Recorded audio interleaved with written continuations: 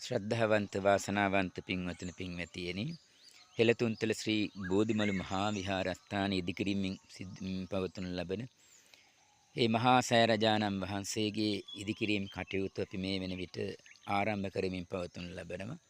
විශේෂයෙන්ම දැනට අප මේ දිනවල සිද්ධ කරමින් පවත්වනු ලබන්නේ පාදමේ බේස් වලවල් කොන්ක්‍රීට් කිරීමේ කටයුතු අපි මේ විදිහට තමයි දැනට නිමා කරමින් පවතිලා තිබෙන්නේ.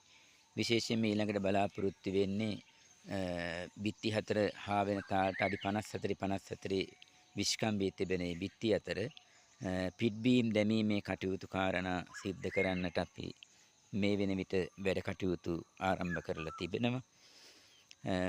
මේ දක්වාපු ගමනේදී විශේෂයෙන් අපට කම්බි සහ සිමෙන්ති ඒ වගේම මෙටල් වැලි ආදී වශයෙන් අපට දායක පින්වතුන් යම් ආකාරයෙන් අපට ලබා දීන් කටයුතු සිද්ධ කරලා තිබෙනවා.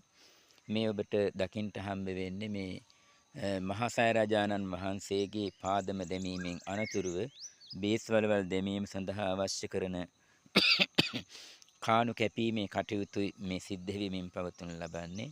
පළමු පියවරේදී අපි බේස් වලවල් 16ක් දැමීමේ කටයුතු සිද්ධ වුණා. ඒ සඳහා විශේෂයෙන්ම 16 කම්බි 96ක් ඊළඟට විශේෂයෙන්ම 12 කම්බි 200ක් ප්‍රමාණයක්ද සිරප් කම්බි 69 සහ 99 කම්බි ආදී වශයෙන් කිලෝ විශේෂයෙන්ම කිලෝ 2000කට අධික ප්‍රමාණයක් එකතු කරමින් අපි කටයුතු කාරණා සිද්ධ කළා. ඔබට මේ දිස්වන්නේ අපි දිගිරියෙන් කටයුතු සිද්ධ කළ තිබෙන සිටි බුද්ධ ප්‍රතිමා වහන්සේ.